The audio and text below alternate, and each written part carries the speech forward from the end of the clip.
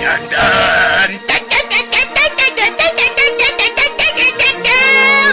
Dun, dun, dun, dun. I was born in the year 18 to a large fortune, endowed beside with excellent parts, inclined by nature to industry, found in the respect of the wise and good among my fellow men. I realize that men have many irregularities, such that of hiding our morbid sense of shame. I have also learned that men have many provinces of good and ill manners. I want to learn more about the men's dual nature, so I gathered my books and I started researching and gathering knowledge on these dual natures. And I started to shed light on these subjects, and I slowly started to get closer to the truth.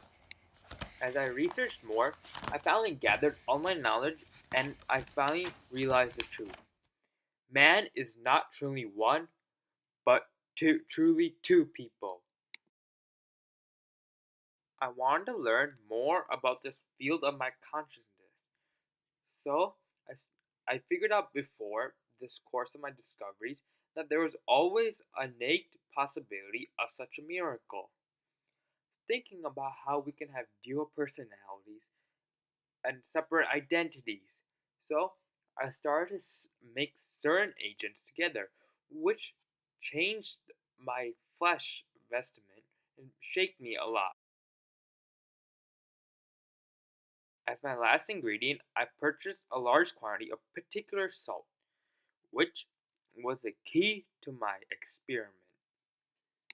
I put all the elements together, and all of a sudden I watched them boil, and smokes come out of the vial as the potion was ready. I drank the potion, and sudden nausea succeeded it. I felt younger, happier, and lighter.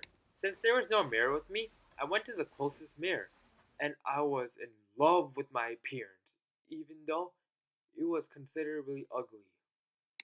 Drinking the potion would turn me back into Jekyll, and all the human beings, Edward Hyde, would be ranked as pure evil. I had come to a fatal crossroads.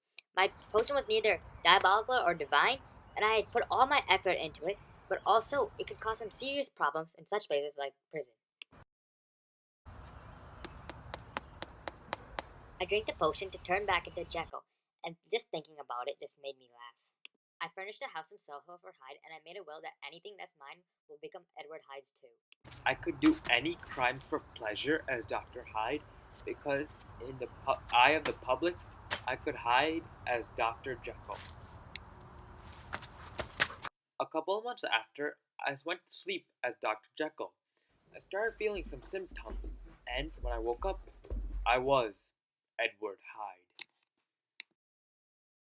I was horrified that I could turn into Mr. Hyde with no potion.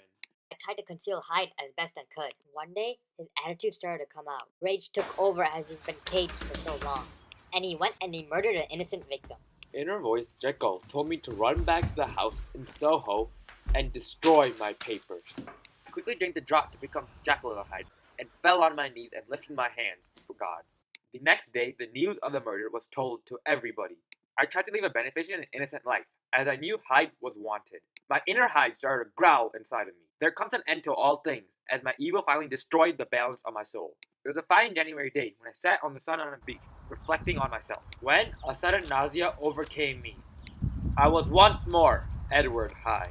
I was the most wanted man.